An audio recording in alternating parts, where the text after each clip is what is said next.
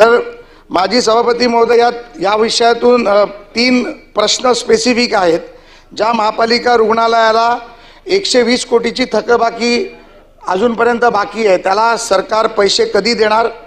दुसरी जी तज्ञ डॉक्टरांची पद आहे ती कंत्राटी पद्धतीने भरणार का सरकार स्वतःहून भरणार? आणि तिसरा माझा प्रश्न आहे जी कॅगनी जी 1522 पद भरण्याची जी मंजुरी दिली आहे त्याला तात्काळ मंजुरी आपण देणार का आणि तो कालबाह्य पद्धतीने हे तिन्ही विषय आपण सोडवणार का? चौथा प्रश्न हा आहे की सर्वसामान्य गरीब माणसांसाठी या हॉस्पिटलमधली उपहारगृहांची सुधारणा आणि कन्सेशन रेटमध्ये तिथे येणाऱ्या पेशंटला जेवण आपण देणार का?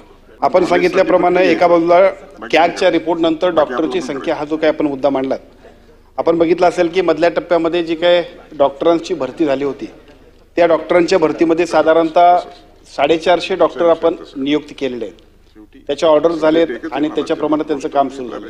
अजून सुद्धा 1,500 डॉक्टरसाठी आपण जाहिरात पुढच्या 10 एप्रिलला काढतोय आणि त्या 10 एप्रिलला काढलेल्या ह्याच्यानंतर बाकीच्या 1,500 डॉक्टरची सुद्धा पूर्तता होईल आणि ग्रामीण भागातले जे आरोग्याच्या समस्येतलं सगळ्यात महत्त्वाचं काम असतं ते डॉक्टरची सुविधा पूर्ण होईल। आपण ज्याचा उल्लेख केलात की या सगळ्या डॉक्टर्सना सुद्धा ग्रामीण भागात जाण्यासाठी जी काही अडचण होते, विशेषतः अलीकडच्या काळामध्ये यासाठीची काही प्रोव्हिजन असते, DMER या सगळ्यासाठी वैद्यकीय शिक्षण विभाग यासाठी अतिशय चांगल्या पद्धतीने काम करत असते। पण मधल्या टप्प्यामध्ये आढावा न घेतल्यामुळं अनेक नवीन तयार झालेले डॉक्टर्स हे त्या ठिकाणी आपला बॉन्ड कंप्लीट करण्यासाठी ज्या पद्धतीने जायला पाहिजे ते जात नव्हते। आम्ही त्याच्याबद्दलची बैठक घेतली आणि त्या बैठकीप्रमाणे सक्तीनं आता या सगळ्या नवीन झालेल्या डॉक्टरांनी सुद्धा 1 वर्ष ग्रामीण भागात सक्तीनं काम केलं पाहिजे अशा पद्धतीच्या सूचना दिल्यात। त्याचा अतिशय चांगला उपयोग पुढच्या टप्प्यामध्ये होईल आणि अतिशय चांगल्या पद्धतीने त्याचा सुधारणा आपल्या सगळ्यांना दिसेल। आपण तिसरा मुद्दा आपण जो सांगितला की या एकूण सगळ्या तज्ञ डॉक्टरांची संख्येबरोबरच जी काय औषध आहेत आणि त्या औषधांच्या एकूण पेंडिंग बिलासंदर्भात आपण सांगितलं। खरं तर हा महानगरपालिकेशी संबंधित विषय आहे, तरी सुद्धा अशा पद्धतीनं पेंडिंग बिल असणं अपेक्षित नाही।